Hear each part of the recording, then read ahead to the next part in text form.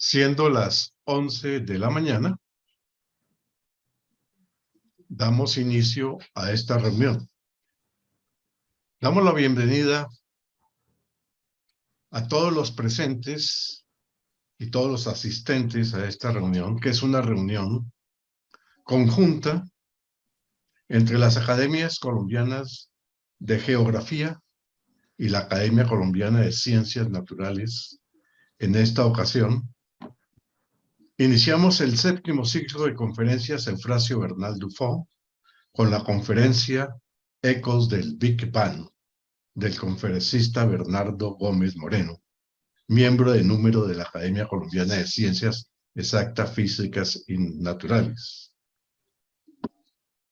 Es un placer contar con la presencia de todos ustedes y por ello agradezco todas sus presencias. A mi lado, el doctor Enrique Forero, presidente de la Academia de Ciencias Exactas, Físicas y Naturales, quien presentará un saludo a los asistentes. Doctor Forero, adelante. Gracias, doctor Dueñas. Buenos días. Buenos días, doctor Bernardo Gómez, a los demás miembros de la Sociedad Geográfica, a los demás miembros de la Academia Colombiana de Ciencias Exactas, Físicas y Naturales que se conectan hoy, a la doctora Elena Groth, presidente electa de la Academia Colombiana de Ciencias Exactas, Físicas y Naturales, quien comenzará a ejercer sus funciones el 17 de agosto, y a todos los demás participantes. Indudablemente que para la Academia de Ciencias Exactas, Físicas y Naturales, es un honor estar aquí, es un orgullo participar en esta serie de conferencias que comienza hoy, bajo el nombre pues, del doctor Eufrasio Bernal Dufo, gran amigo, a quien realmente echamos mucho de menos ahora que después de su fallecimiento, pues habíamos desarrollado unos vínculos muy estrechos entre la Sociedad Geográfica y la Academia. Y esos vínculos continúan, pero el recuerdo de Eufrasio también continúa muy vivo entre nosotros. Lógicamente agradecerle al doctor Bernardo Gómez el que haya aceptado dictar esta primera conferencia de la serie. El doctor Gómez, pues ahorita se leerá su hoja de vida, pero es un físico muy importante, realmente sobresaliente en la comunidad de físicos colombianos e internacionales, profesor de la Universidad de los Andes y miembro de número de la Academia. La conferencia sobre Big Bang es realmente interesante, es apasionante y la forma como él la presenta. Entonces, de nuevo, pues les doy la bienvenida a todos. Reitero mis agradecimientos a los presentes, al doctor Dueñas, vicepresidente de la Sociedad Geográfica, y pues los invito a que estén pendientes de la programación. Es una serie de conferencias que se harán durante el mes de agosto con varios miembros de la Academia y sobre temas de interés y de actualidad.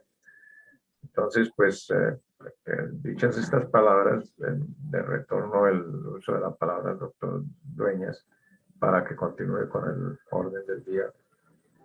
Con la presencia del doctor Gómez. Enrique, muchísimas gracias. Agradecemos su presencia aquí. Y, por favor, quiero saludar a la doctora Elena Groth, presidente electo de la Academia Colombiana de Ciencias Exactas, Físicas y Naturales. No me había dado cuenta de que ya estaba usted presente en esta reunión. Elena, bienvenida y la felicitamos por su presidencia. Presentamos al doctor Bernardo Gómez Moreno, aunque realmente no se necesita presentar a Bernardo, porque es uno de los físicos más importantes que ha tenido Colombia. Compartimos con él el ser miembro de número de la Academia Colombiana de Ciencias Exactas, Físicas y Naturales. Bernardo realizó estudios de física en la Universidad de Bonn Alemania, obteniendo el título Diplom Physiker en 1975 y Doctor Rerum Natura en 1978. Ingresó posteriormente en el año 79 en la Universidad de los Andes, hasta que después de 35 años de labores intensas alcanzó el título de profesor emérito. Cuenta con amplia trayectoria en investigaciones de la física, en instituciones europeas y norteamericanas, como el Instituto de Rayos y Física Nuclear en Alemania y el Centro Europeo para la Investigación Nuclear y el Laboratorio DESI. En la Universidad de los Andes, además de su continua labor de docencia e investigador, se ha desempeñado como director del Departamento de Física en 3 oportunidades. Ha participado directamente en experimentos internacionales como el Tevatron de Fermilab y ha colaborado con los experimentos E710 y D0 y con el CMS del Gran Colisionador de Hadrones del CERN. Desde 1982 hasta el presente ha colaborado en múltiples experimentos de física de gran importancia y gran relevancia para la humanidad. En esta ocasión nos va a presentar la conferencia Ecos del Big Bang. A través de la historia, la humanidad se ha venido haciendo en forma reiterativa varias preguntas. Entre ellas, ¿cómo comenzó todo? El doctor Bernardo Gómez nos explicará hasta dónde la ciencia moderna se ha adentrado para intentar contestar esta pregunta. Doctor Bernardo Gómez, por favor, tome la palabra. Bueno, muchas gracias. Muy generosas sus palabras, muy agradecido con la Sociedad Geográfica de Colombia y con la Academia de Ciencias Exactas, Físicas y Naturales por la invitación para este ciclo de conferencias Eufrasio Bernal Dufo. Muy bien, voy a dar comienzo compartiendo la pantalla con ustedes, compartiendo un archivo que tengo para ilustrar las palabras que les voy a ir presentando. Vamos a comenzar nuestra charla de hoy sobre ecos del Big Bang. Vamos a ver un tema de cosmología. Cosmología, que surge de la astronomía y la física, el estudio de las leyes generales del origen y evolución del universo.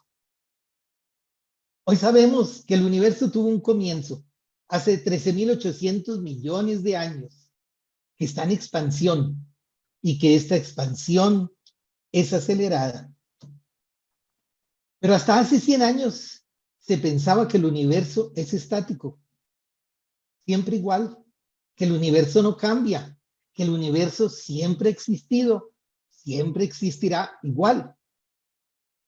Ese conocimiento es falso. Hoy lo sabemos. Lo interesante es por qué se pensaba de esta forma, qué evidencia había. No es sino mirar las constelaciones. Y entonces uno puede comparar los registros astronómicos de la antigüedad, los antiguos griegos, mirar el caso del gran astrónomo Hiparco, 150 antes de Cristo. 300 años después, Claudio Ptolomeo, con el Almagesto, año 150 después de Cristo. Luego, 1000 años después, en Castilla, el rey de Castilla, Alfonso X el Sabio, con las tablas alfonsinas. Más adelante, con Tycho Brahe hacia el año 1600 y Johannes Kepler, las tablas ticonianas. Y uno puede comparar los datos allí, las constelaciones son las mismas. Nada cambia. Por 2000 años. Y podemos comparar con los datos de hoy. Por 2000 años, las constelaciones iguales. Nada cambia. Ahí hay una evidencia. Sin embargo, está equivocada. Lo que ocurre es que se tienen 2000 años de registro astronómico y eso para la historia del universo, para la evolución del universo, es el mismo instante. Porque 2000 años son nada al lado de 13.800 millones de años. De tal forma que la observación que tenemos, el registro astronómico que tenemos es de un simple instante. De un abrir y cerrar de ojos, de un parpadeo, un instante en la historia del universo. Por eso no hemos notado cambios. Pero si miramos a una escala de tiempo mucho mayor, de aquí a 1.000 millones de años, nos daremos cuenta que sí hay cambios. Y no cambios pequeños, sino cambios importantes. Hoy sabemos que el universo es muy dinámico, que el universo está cambiando. Albert Einstein en 1915 concluye su relatividad general, tiene lista su relatividad general publicada en 1916 y allí se presenta un problema. Las ecuaciones de Einstein de la relatividad general presentan la oportunidad de una solución de un universo dinámico, un universo en expansión. Pero eso no concuerda con la evidencia, con el conocimiento establecido en ese momento, que es un universo que no cambia. Einstein tiene que ajustar su relatividad general a esa realidad. Así es, así estuviera equivocada. Introduce un término adicional que frena la expansión del universo. La relatividad general permite el universo expandiéndose. Tiene una solución, tiene soluciones que llevan a un universo en expansión. Él introduce un término adicional, la constante cosmológica, para frenar esa expansión en el modelo. Más adelante, en 1929, se descubre que el universo está en expansión. Einstein dice que ha cometido el error más grande de su vida al introducir ese término que frena la expansión en el modelo. Hoy sabemos que en realidad ese error fue todo un avance, porque hoy necesitamos ese término de la constante cosmológica con signo opuesto, no para frenar la expansión, sino al contrario, para acelerar la expansión del universo. Einstein nos ayudó introduciendo esa constante cosmológica. En 1929, Edwin Hubble descubrió que el universo es dinámico, no es estático, está en expansión. Y desde 1998 sabemos que la expansión es acelerada. Aquí los tres momentos importantes. 1929, Edwin Hubble, con ese descubrimiento de la expansión del universo, hubo Big Bang. 1965, Arno Penzias y Robert Wilson se encuentran la radiación cósmica de fondo que confirma el Big Bang. Y luego en 1998, Saul Perlmutter descubre que la expansión es acelerada. Vamos a ver en detalle cómo se llegó a esa imagen del universo. Cómo sabemos que el universo está en expansión y que la expansión es acelerada. Esto es como para construir una imagen del universo, como un juego de rompecabezas, donde tenemos una cantidad de fichas y vamos reuniendo estas fichas y vamos a construir pieza por pieza la imagen de ese universo en expansión acelerada. Empezamos con el paralaje como una herramienta que nos va a llevar a esa imagen que tenemos del universo. Podemos hacer un experimento donde tomamos nuestro brazo derecho, extendemos el brazo derecho, el dedo índice y nos tapamos un ojo. Miramos con un ojo y vemos dónde se encuentra ese dedo con respecto a un fondo lejano. Después tapamos el otro ojo y miramos dónde se encuentra ese dedo con respecto al fondo lejano. Vamos a encontrar al pasar de un ojo al otro ojo que ese objeto, ese dedo que tenemos con el brazo extendido, pega un brinco. Ese es un efecto de paralaje. En el caso que nos interesa, tenemos el movimiento de la Tierra en torno al Sol. Aquí R es la distancia media de la Tierra al Sol, lo que llamamos que con nuestro sistema de unidades adecuado a los seres humanos, somos los autores del sistema de unidades, es una unidad astronómica. Bueno, observamos una estrella cercana en enero, y miramos la ubicación de esa estrella cercana con respecto al fondo de estrellas fijas muy lejanas. En enero observamos la estrella cercana, que aquí he puesto como un punto en amarillo, y vemos que está a la izquierda de dos estrellitas blancas que estoy señalando con el cursor, que espero que ustedes puedan ver. Se encuentra ese punto amarillo a la izquierda de esas dos estrellas relativamente cercanas en esta representación. Eso es en enero. Pasan 6 meses y observamos en julio. Y en julio entonces tenemos esa misma estrella ubicada del lado derecho con respecto a las dos estrellas que tomamos de referencia, como que pegó un brinco. Ese es el efecto de paralaje. Podemos medir el ángulo que corresponde a ese salto que pega esa estrella con respecto al fondo. Y ese ángulo lo damos en radianes. Será entonces arco sobre radio. En este caso, el arco es 2 veces la distancia media de la Tierra al Sol. Y el radio es la distancia de esa estrella con respecto al Sol. De tal forma que la distancia a la que se encuentra esa estrella es 2 veces la distancia media de la Tierra al Sol dividido por el ángulo. Esa es la forma de medir distancias, y esto tiene aplicación para estrellas cercanas. Hoy en día, hasta unos 1600 años luz de distancia.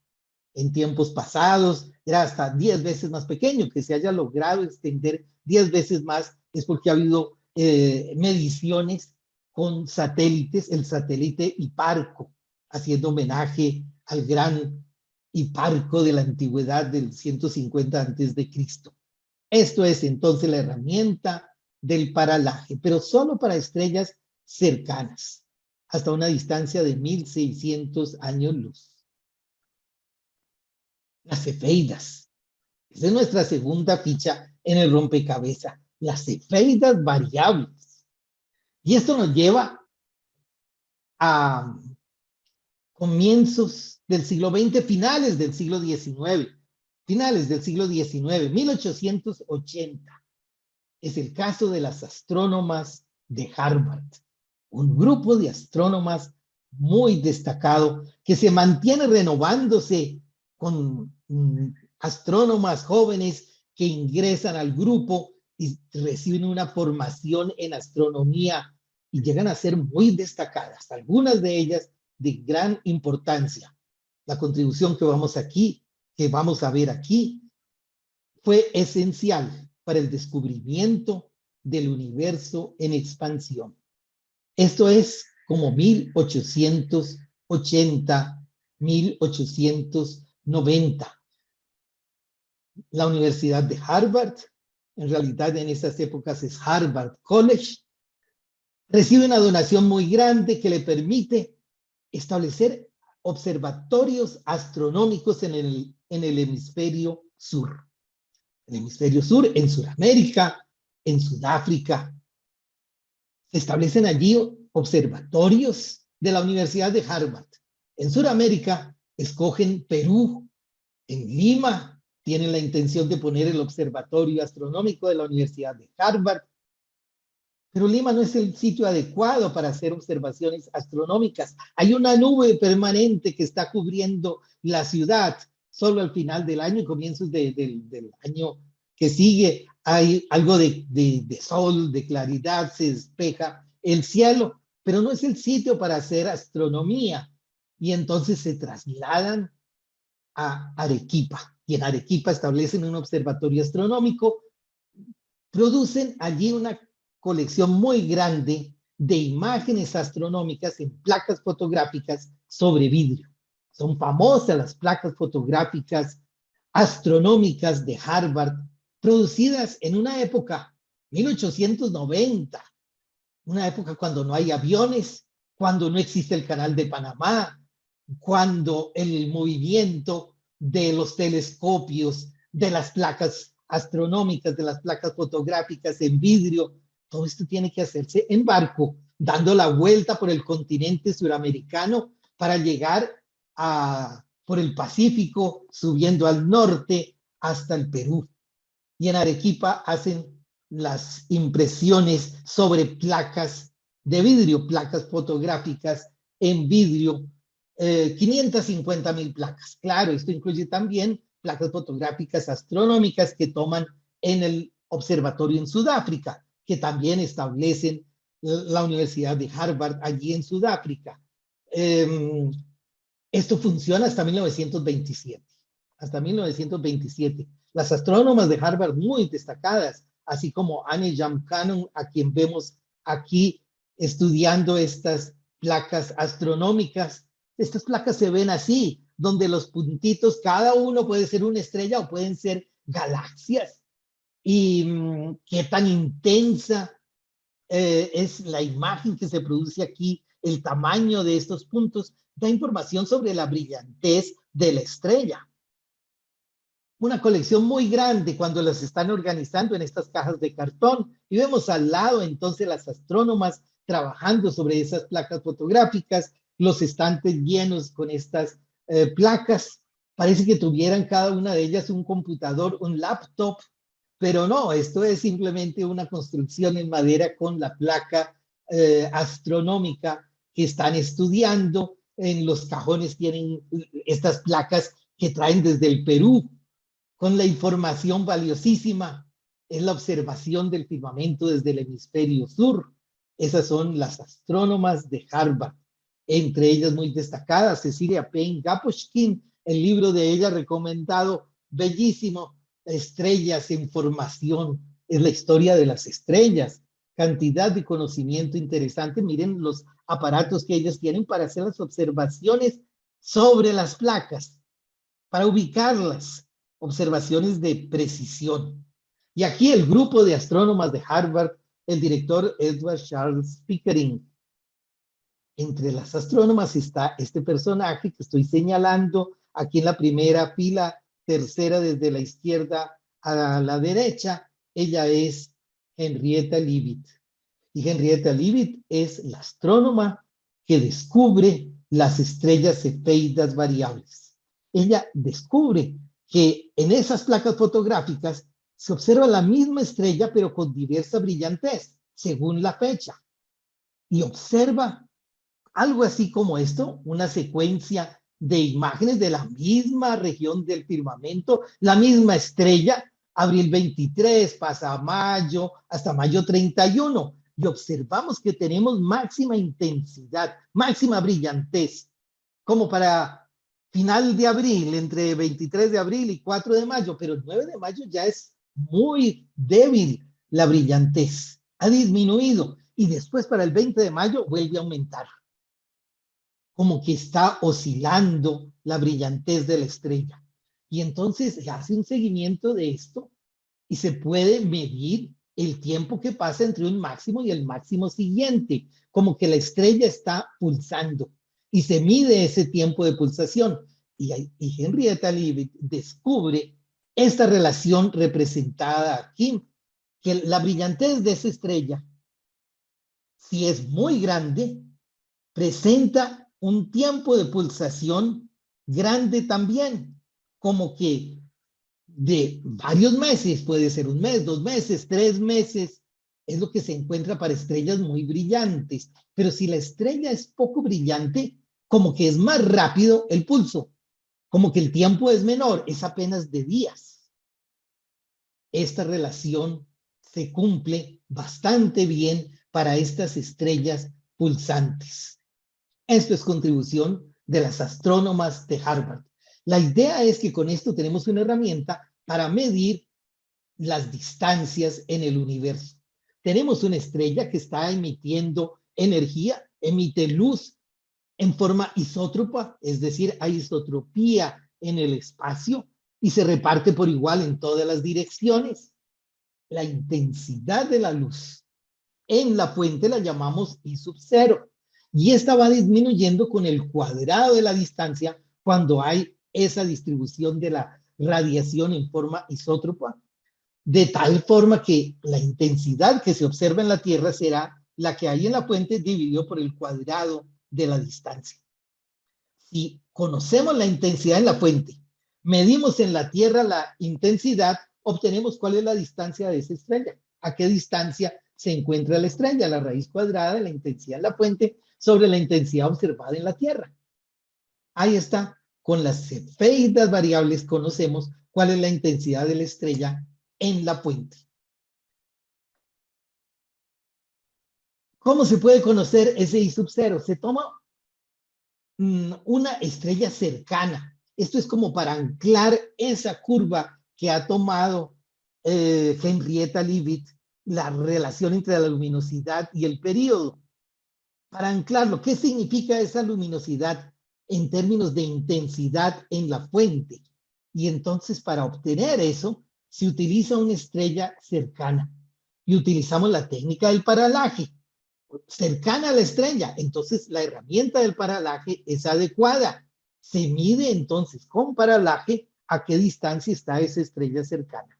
Se mide la intensidad en la Tierra y entonces la intensidad en la fuente será la intensidad observada en la Tierra multiplicado por R al cuadrado. Conocemos R que hemos medido con paralaje, medimos la intensidad y conocemos la intensidad en la fuente. Esa intensidad en la fuente la relacionamos con el periodo que corresponde a esa estrella, con el tiempo que pasa entre máximo y máximo. Y así tenemos anclada nuestra curva de brillantez con respecto al tiempo de pulsación. Y entonces ahora lo que hacemos es medir el tiempo de pulsación de la estrella. Y con eso sabemos a qué distancia se encuentra. Esto es una herramienta altamente poderosa. Se mide el tiempo entre máximo y máximo en la pulsación y sabemos la intensidad en la fuente. Y con eso ahora podemos medir distancias. Una estrella cefeida variable que está pulsando en esa forma es la estrella Polaris. Esa que se encuentra en el norte, que es entonces aquella estrella que vemos en la dirección del eje de rotación de la Tierra. Observamos que las estrellas giran en torno a la estrella polar, pero la estrella polar siempre queda quieta.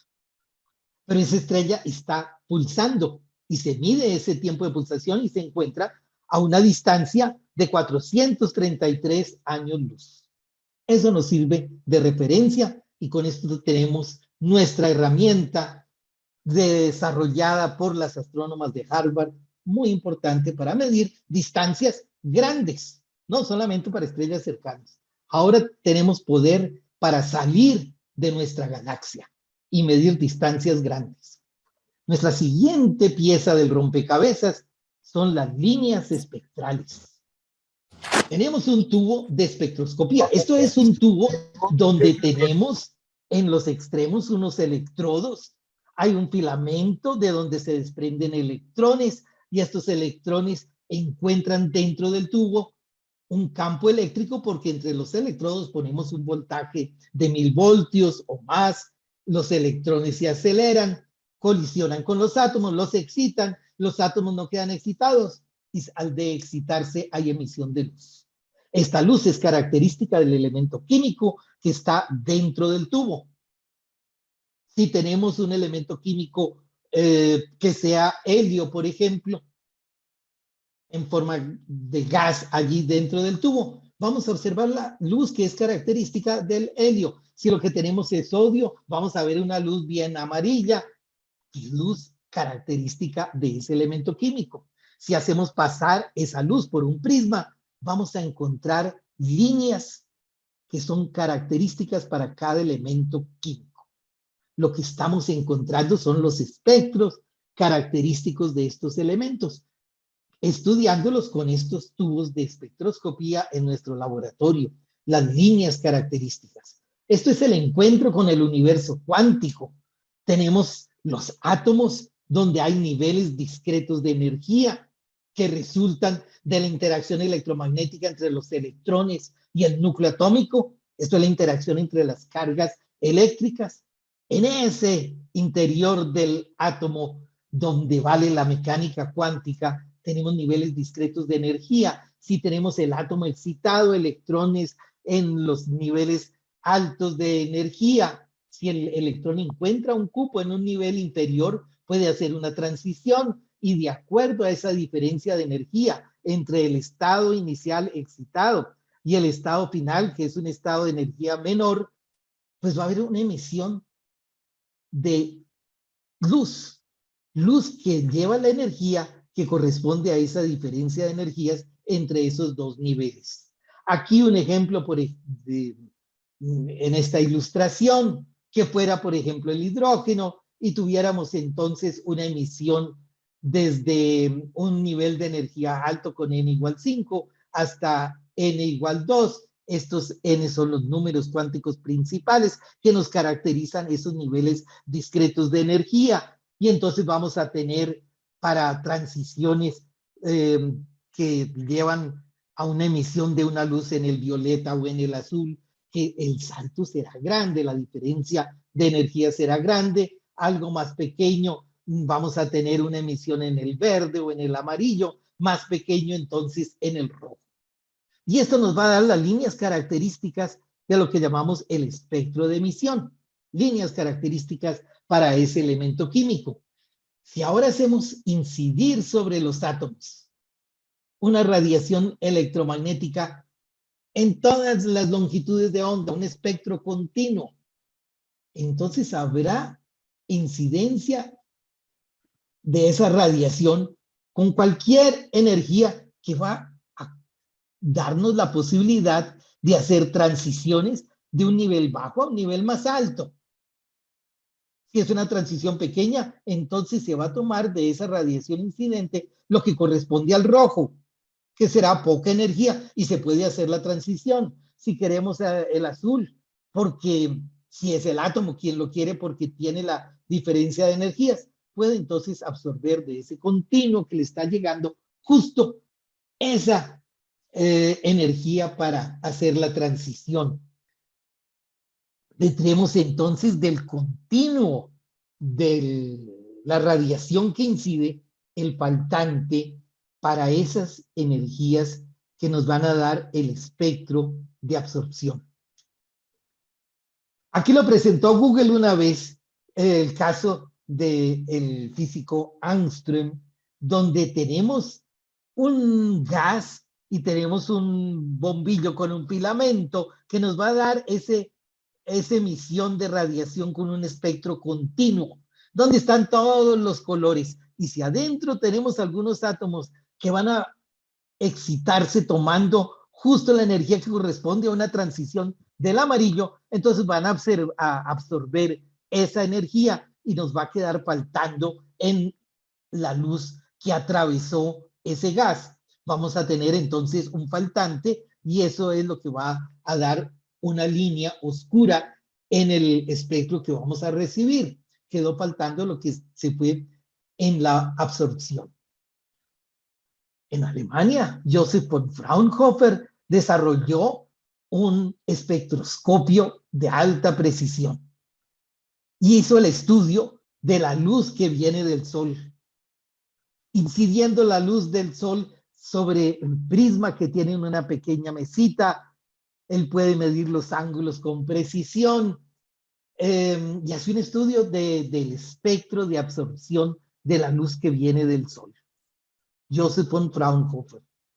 Este es el espectro de las líneas de absorción de esa luz que proviene del Sol. Aquí tenemos entonces un espectro de absorción.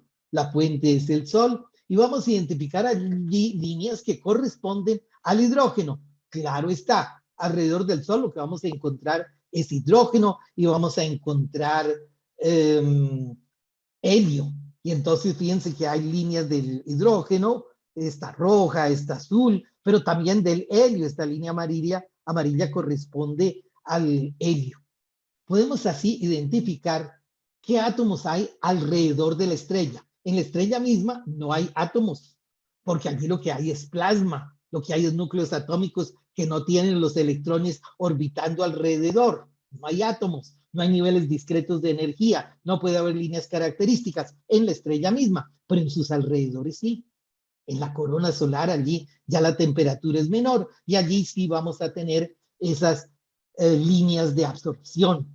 Y esto nos permite hacer estudios para toda la luz que venga de las diversas galaxias y se puede hacer así espectroscopía y encontrar que los átomos son iguales en todo el universo y podemos saber qué elementos químicos se van a encontrar en las diversas galaxias. Esto es una herramienta muy poderosa. Nuestra siguiente ficha es el corrimiento al rojo. Tomamos las líneas que observamos en el espectro de absorción y si las comparamos con las líneas de emisión que resultan de los tubos de espectroscopía aquí en el laboratorio en la Tierra, vamos a notar que hay un corrimiento al rojo. En el caso del Sol es muy pequeñito, pero para galaxias distantes, cuando hacemos espectroscopía, vamos a notar efectos grandes de corrimiento de las líneas hacia el lado del rojo. ¿Cómo se ve eso? Imaginemos aquí que tenemos una estrella que está cercana y tenemos aquí el espectro de absorción. Es de las líneas características de esos elementos químicos que están allí en esa estrella cercana. Esta línea gruesa negra, dos líneas negras que siguen acá, absorción es esto. Y este patrón de líneas de absorción puede existir también en otras galaxias, el mismo patrón, pero está corrido, un poquito desplazado hacia el lado del rojo. Es porque es una galaxia, bueno, relativamente cercana. Si miramos una galaxia que está más lejana, el corrimiento al rojo es más notable. Es el mismo patrón de líneas, pero desplazado más hacia el rojo. Entre más lejana esté la galaxia que estamos observando, mayor será ese corrimiento de ese patrón de líneas de absorción hacia el lado del rojo. Ese es el corrimiento al rojo. El corrimiento al rojo tiene tres fuentes. Hay tres razones por las cuales hay corrimiento al rojo. Hay un corrimiento al rojo cosmológico, otro gravitacional y otro Doppler. Entonces vamos a mirar el caso del corrimiento cosmológico. Es porque hoy sabemos que el universo está en expansión. Y entonces, si una estrella en una galaxia muy lejana emite luz en el azul, bueno, por expansión del universo, esto se va a expandir, se alarga y entonces lo vamos a observar no como azul, sino como verde. La longitud de onda se extiende y vamos a observar esa luz que fue emitida como azul, la vamos a ver aquí como verde. O si está más distante aún, ha estado en mayor recorrido en el universo. Ha habido más tiempo para que el universo se expanda y se expanda. Y entre más se expande el universo, pues también más se está expandiendo esta longitud de onda. Fue emitida la luz en el azul y la observamos como rojo. Es el corrimiento al rojo cosmológico. Va hacia el lado del rojo. Así que el azul pasa al verde, el verde al amarillo, el amarillo al naranja, el naranja al rojo. Un corrimiento hacia el rojo. Hay otro que es gravitacional. Y ese surge de la relatividad general, donde tenemos una curvatura del espacio-tiempo. De Einstein aprendimos de relatividad especial que espacio y tiempo forman una unidad. De la relatividad general aprendimos que una masa grande curva bastante al espacio-tiempo. Y esto da los efectos gravitacionales. Pero esa curvatura no solo afecta al espacio, también afecta al tiempo. Y es así que entre más grande la gravedad, más lento transcurre el tiempo. El tiempo se hace más lento por efecto de curvatura producido por la masa.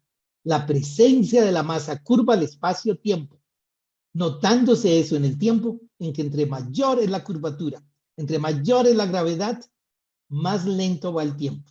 Y entonces, si imaginamos un péndulo y que el tiempo vaya más lento, ese péndulo estaría oscilando más lentamente. Si yo tengo una ventana de tiempo para contar oscilaciones y va más lento, voy a contar menos. Voy a tener una frecuencia menor. De tal forma que el efecto gravitacional curva al espacio y eso afecta al tiempo, curva al espacio-tiempo. El tiempo marcha más lento y eso hace que la frecuencia que yo observe sea menor. Y eso en la radiación electromagnética, en términos de colores, constituye un corrimiento al rojo. Las menores frecuencias son las del rojo. Las mayores frecuencias están en el violeta, en el azul. Las menores frecuencias están en el rojo. Entonces, por gravitación tenemos un efecto de corrimiento al rojo.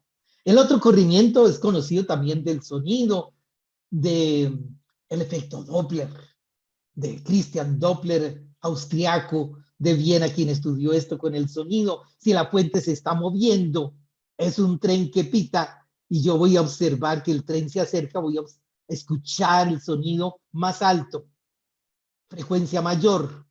Si se aleja, voy a escuchar más bajo el sonido, más grave, frecuencia menor. Lo mismo ocurre con la luz. Si la fuente que emite luz de un cierto color viene acercándose hacia mí, voy a observar un corrimiento al azul. Si la fuente que se mueve se está alejando de mí, voy a observar un corrimiento al rojo. Es el efecto Doppler. Y midiendo ese corrimiento hacia el rojo, ¿qué tan grande es el corrimiento? Puedo hallar la velocidad de ese móvil, de esa fuente que se está moviendo. Sigue nuestra siguiente ficha, las galaxias. Llegamos al año 1925 y estamos en California, en Pasadena, en Monte Wilson, y allí está el observatorio astronómico que tiene el telescopio más poderoso del mundo. Y allí está Edwin Hubble, con la mejor herramienta, el telescopio más poderoso. Y él está estudiando nebulosas. Imaginamos entonces una nube de gas en el universo, en nuestra galaxia, la Vía Láctea, y nos interesa que este gas, por diversas razones, se ha calentado y hay efectos luminosos de ese gas, y hablamos de una nebulosa. Y vamos a estudiarla con el telescopio. Y ahora entonces hacemos observaciones de las líneas espectrales, hacemos observaciones espectroscópicas, pero hacemos observaciones también siguiendo la técnica de las astrónomas de Harvard, de Henrietta Leavitt.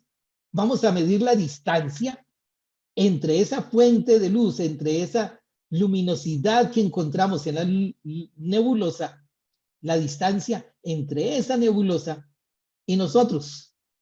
Y esto hace Edwin Hubble con las nebulosas.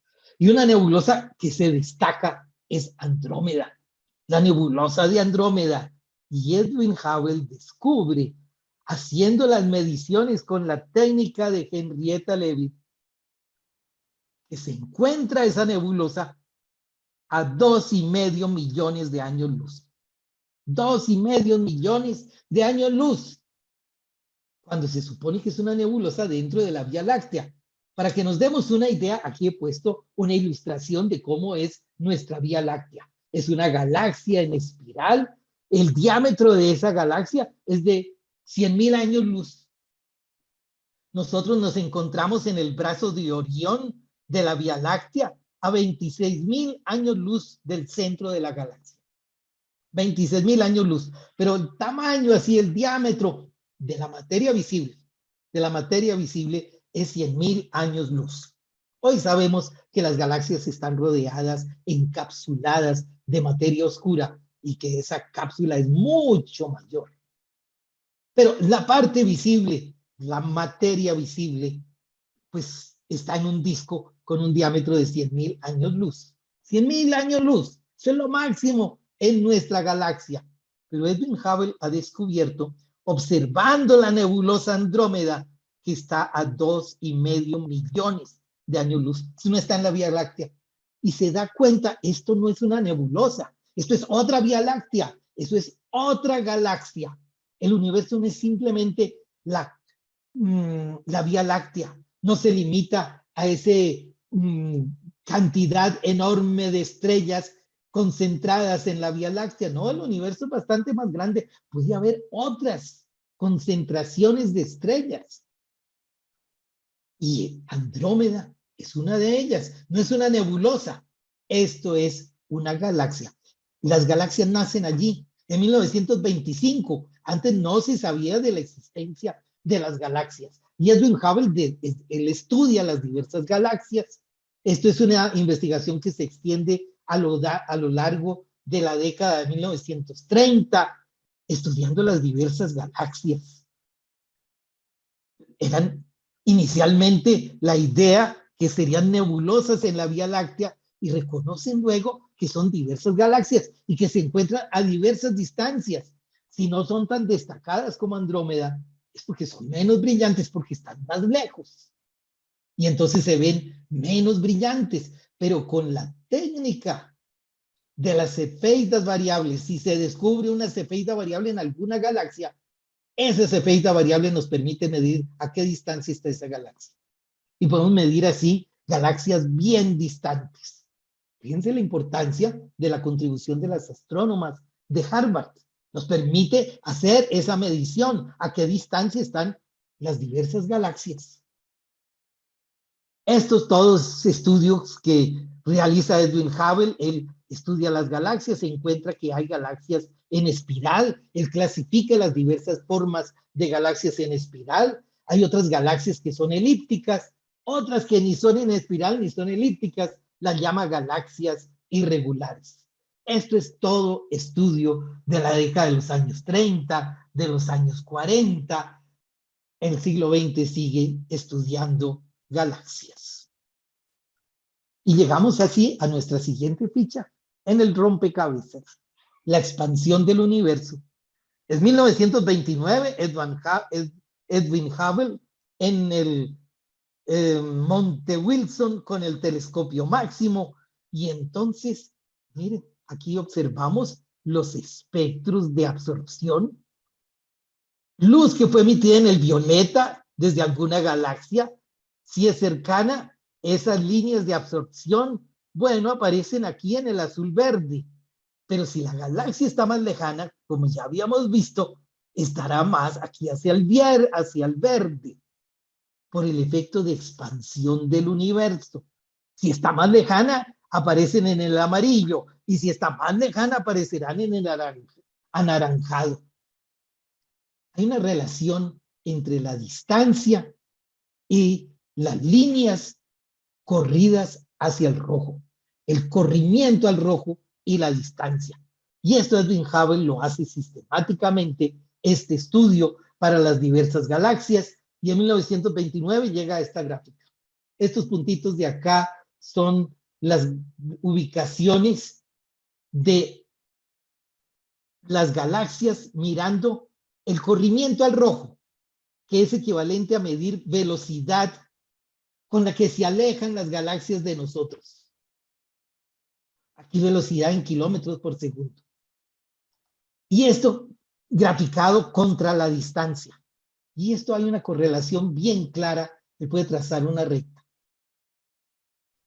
Esto es lo que lleva al descubrimiento de la expansión del universo. La distancia medida con las cefeidas variables. La velocidad medida con el corrimiento al rojo. Y esta es entonces la gráfica de Edwin Hubble, la pendiente de esa recta que él puede pasar por estos datos. Esta pendiente está dada por este intervalo en la vertical, que es de velocidad, longitud sobre tiempo en sus dimensiones, dividido por el intervalo que corresponde para dar la pendiente en la longitud. En la distancia, entonces la pendiente estará dada por longitud sobre tiempo sobre longitud. La dimensión de esa pendiente es 1 sobre tiempo y entonces Edwin Hubble obtiene un valor que hoy llamamos la constante de Hubble, pero con mayor cantidad de datos la pendiente va cambiando. En su época él obtuvo entonces que el tiempo que corresponde a ese efecto de expansión del universo es 1 sobre la pendiente y eso es 1 sobre la constante de Hubble, y 15.000 millones de años. Eso es lo que descubre Edwin Hubble, que el universo existe desde hace 15.000 millones de años.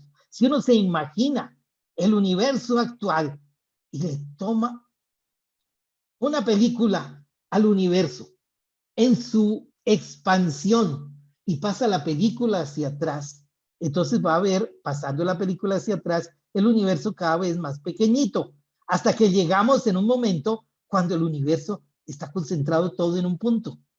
Es ahí cuando tenemos el Big Bang.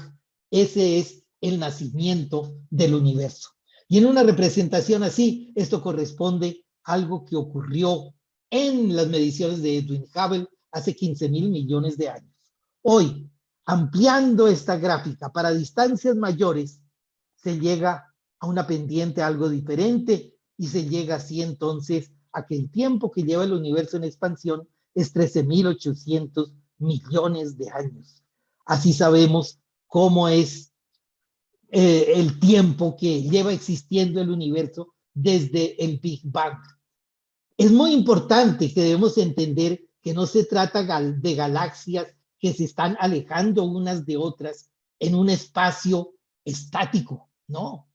Aquí lo que está ocurriendo es que el espacio mismo está creciendo y eso es lo que hace que la distancia entre galaxias aumente. Un buen modelo es imaginarse en una dimensión menor, que el universo fuera la superficie de un globo que vamos inflando.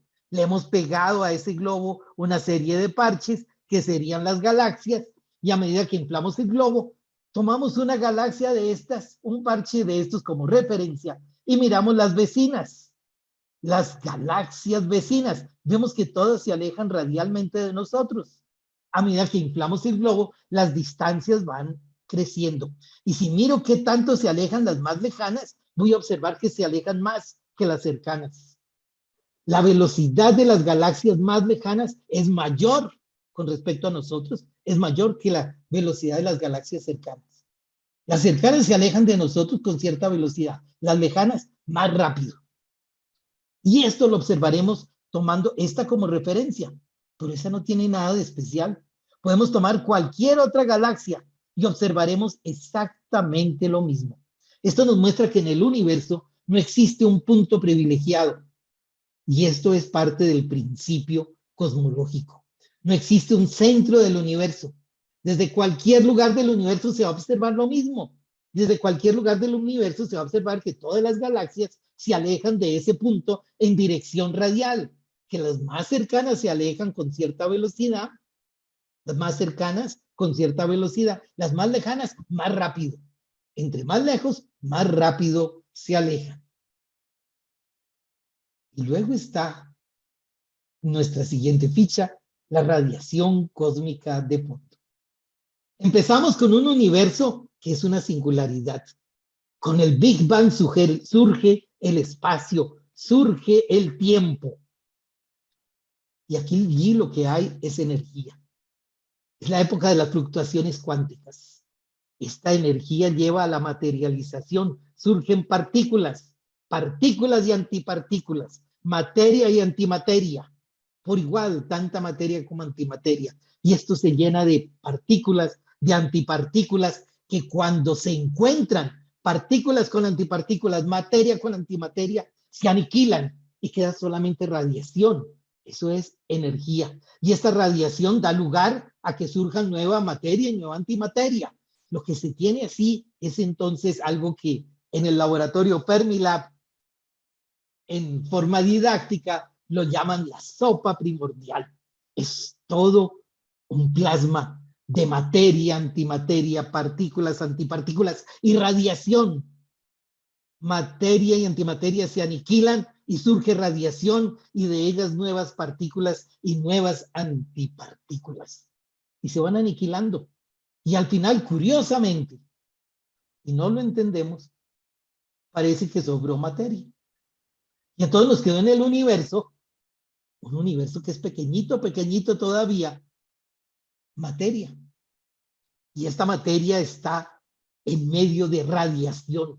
Y hay tanta materia y radiación en un volumen pequeñito, porque el universo es todavía pequeño, que esta radiación está interactuando con esas partículas que son todas con carga eléctrica. Es interacción electromagnética de una fuerza original. Se separó primero la gravedad, luego se separan las otras fuerzas, la fuerza fuerte que va a permitir que las partículas se unan formando protones, formando neutrones, que protones y neutrones, por esa fuerza fuerte, se reúnan, se atraen y se forman núcleos atómicos. Por interacción con cargas eléctricas se llega el momento en que los electrones empiezan a orbitar en torno a los núcleos atómicos, se forman los átomos. Y estos átomos son neutros, y en el momento en que son neutros, la radiación está dada por fotones, que son las partículas mediadoras de la interacción electromagnética, los fotones quedan libres y pueden salir moviéndose en línea recta por siempre. Ya nadie los detiene.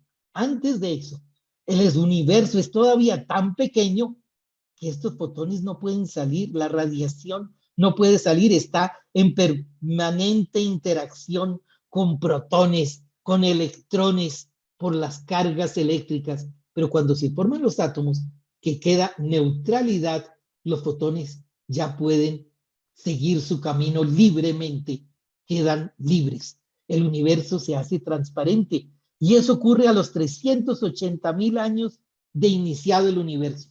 A los 380.000 años, estos fotones salen y nos llegan a nosotros todavía hoy.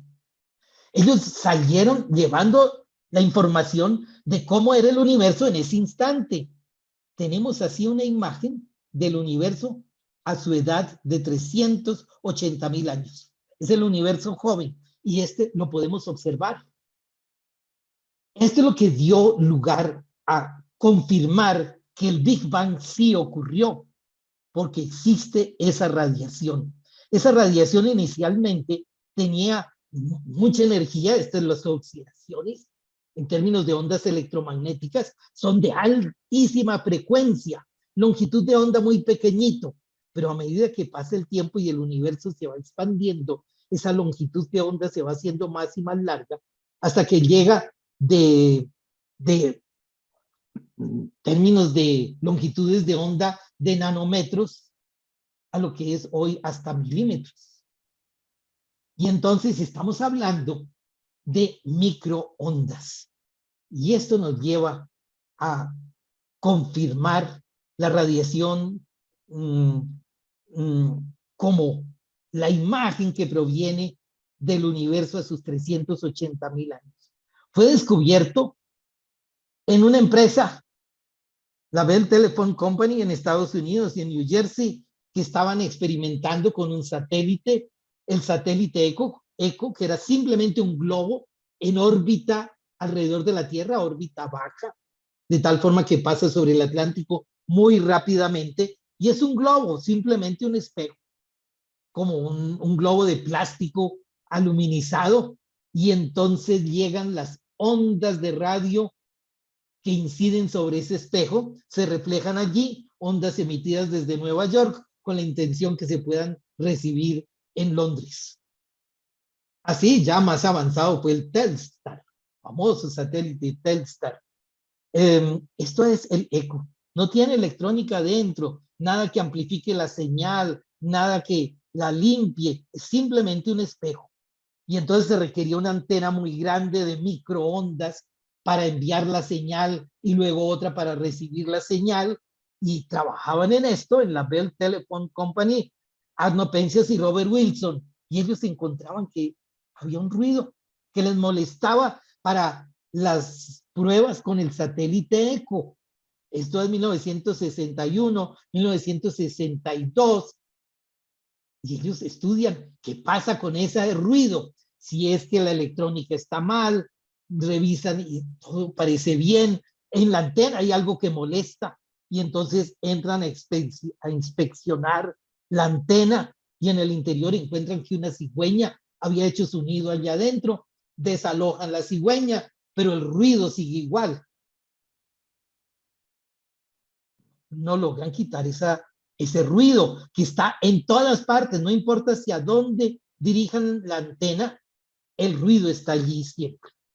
Bueno, dan a conocer esto y en la comunidad científica corre esta información, este ruido que hay en todas partes y es ondas de microondas, ondas de milímetros, uno diría de micrómetros, pero se han alargado ya y son hasta milímetros y estas ondas están llegando de todas partes. Se piensa, algunos caen en cuenta, esto puede ser esa radiación que proviene de los 380.000 años de existencia del universo, de ese universo temprano, de ese universo joven. Eso nos da la imagen de cómo era el universo en esas épocas. Es la radiación cósmica de fondo. Y eso confirma que realmente la evolución del universo fue así.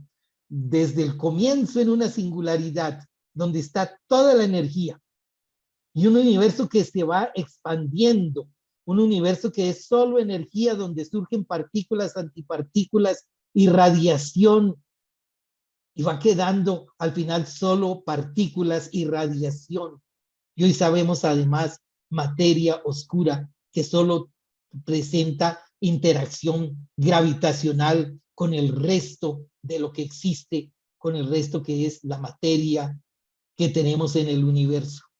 Y esta radiación proviene del universo que ha ido creciendo y en los 380.000 años se liberan los fotones y esos fotones nos llegan de todas las direcciones. Nuestra pieza siguiente, y ya para concluir nuestras etapas, es la anisotropía de esa radiación. Lo que descubren Arno Penzias y Robert Wilson es que es por igual en cualquier dirección, exactamente igual, pero cuando observamos el universo, la materia no está distribuida exactamente igual, no es exactamente uniforme la distribución de materia. Hay sitios donde hay galaxias, sitios donde no lo hay. Lo mismo debería ser esa radiación. Y entonces se estudia esto con más detalle. Y para esto se construye un satélite que en órbita polar, dando vueltas alrededor de la Tierra, va haciendo un mapa de la radiación cósmica de fondo que encuentra en el universo. Puede medir la intensidad de esa radiación, puede medir en términos de la longitud de onda de esa radiación, qué tan intensa es para las diversas longitudes de onda. Puede hacer un estudio espectroscópico de esa radiación y lo que encuentra es que la intensidad de esa radiación sigue una curva así como la que se tiene en la Tierra cuando hay un objeto que está emitiendo radiación. Es una curva de Planck, como Planck lo encuentra para la radiación de cuerpo negro. Y esto está asociado con la temperatura. Entre más alta la temperatura, más desplazado se encuentra el máximo de esta curva, que aquí corresponde a una temperatura muy bajita, de 270 grados Celsius bajo cero. Esto es 2.7 Kelvin, la temperatura que corresponde a esta curva. Eso es 2.7 Kelvin, la temperatura que se asigna al universo. Pero queda la duda, ¿por qué es igual la temperatura en todo punto del universo? El satélite COBE puede estudiar pequeñas diferencias de temperatura, porque al comienzo, cuando surge esta radiación, hay sitios en ese universo temprano donde se ha concentrado materia Allí hay una presión mayor, donde la presión es más alta, la temperatura es más alta. Hay otros sitios que quedan vacíos y allí la temperatura entonces será más baja. O bueno, no vacíos, pero hay menos materia.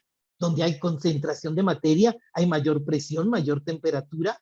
Donde hay menos materia, hay menor temperatura. Hay fluctuaciones. Pero estas fluctuaciones son pequeñitas. Esto lo estudia el satélite COBE y encuentra que efectivamente es así. Pero entonces, la resolución que alcanza el satélite COBE no es suficiente. Se hace mediciones con un mejor satélite que tiene mayor resolución. Ese es el Wilkinson Microwave Anisotropy Probe, que prueba la anisotropía de esa radiación, el Wilkinson. Eso también es de la NASA, lo mismo que el COBE. Pero la Agencia Espacial Europea, con la misión Planck, pone en órbita un satélite que tiene mayor resolución. Y este sí tiene entonces un pixelamiento mucho más alto. Y lo que obtiene de ese pixelamiento corresponde perfecto con la distribución de galaxias que observamos en el universo.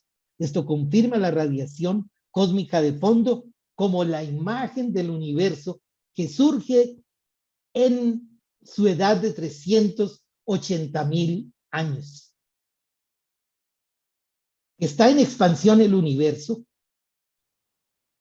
surge de estudiar supernovas del tipo 1A.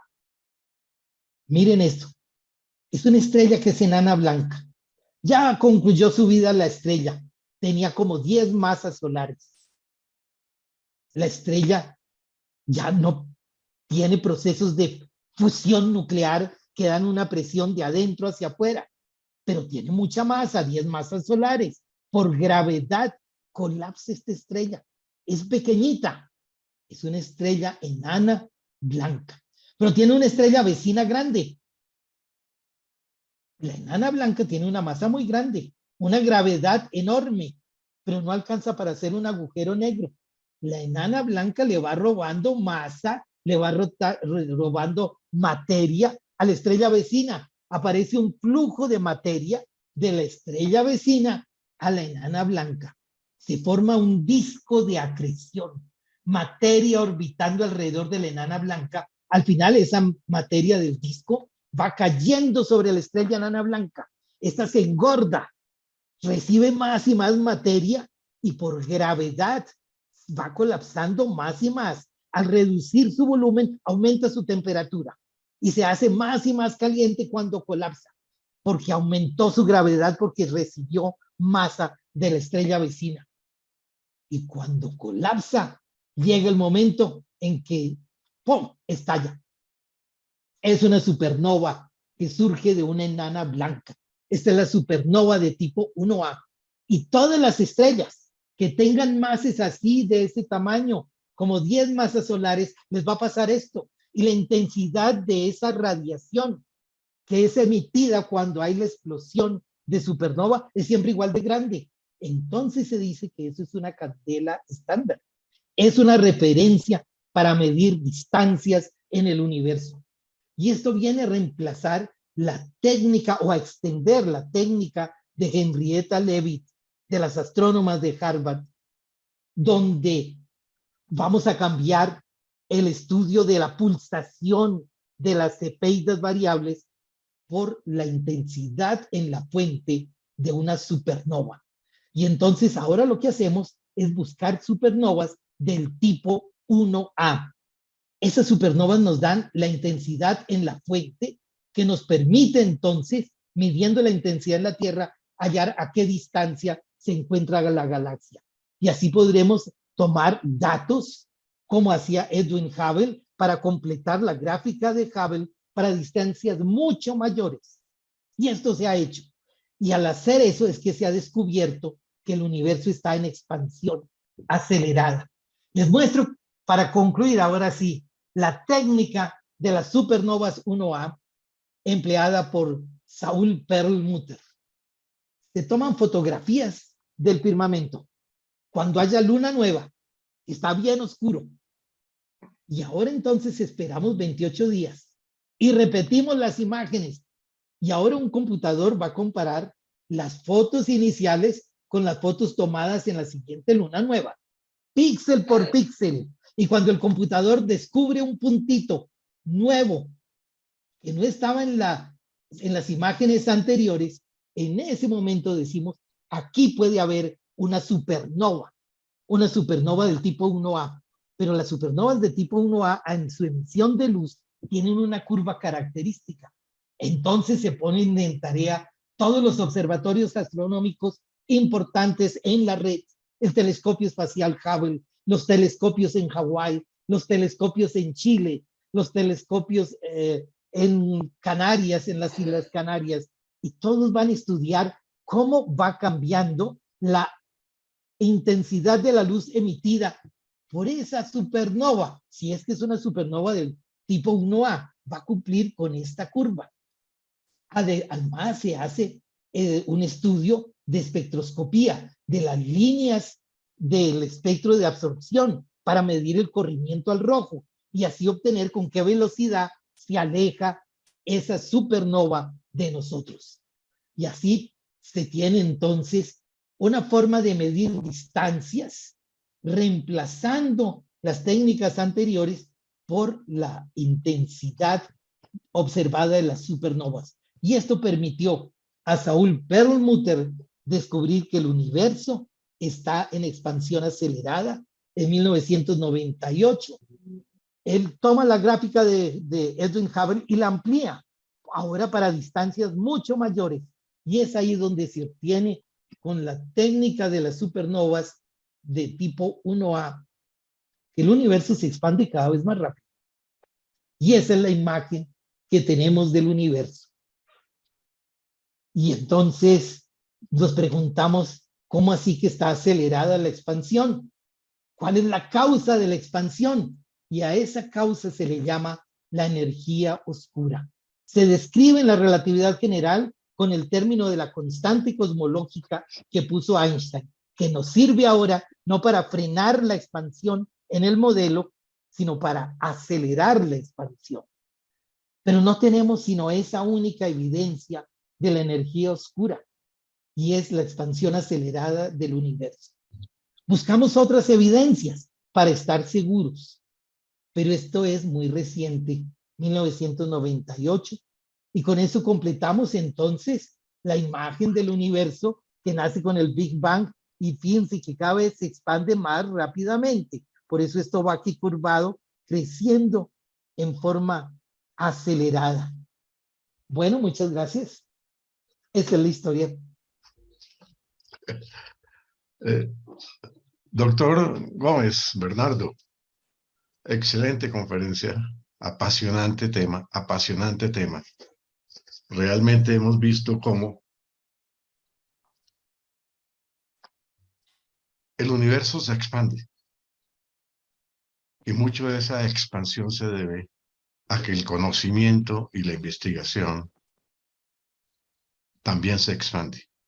Le damos las gracias de nuevo al doctor Bernardo Gómez Moreno y deseo transmitir un mensaje de nuestro presidente, el coronel Bahamón, quien no pudo estar presente por motivos de fuerza mayor. Bernardo, muchas gracias a todos los asistentes a esta conferencia y que tengamos paz y amor más allá de las estrellas. Muchas gracias, damos salud. Bueno, gracias. Hasta luego, gracias. Gracias. Damos finalizada nuestra reunión. Gracias.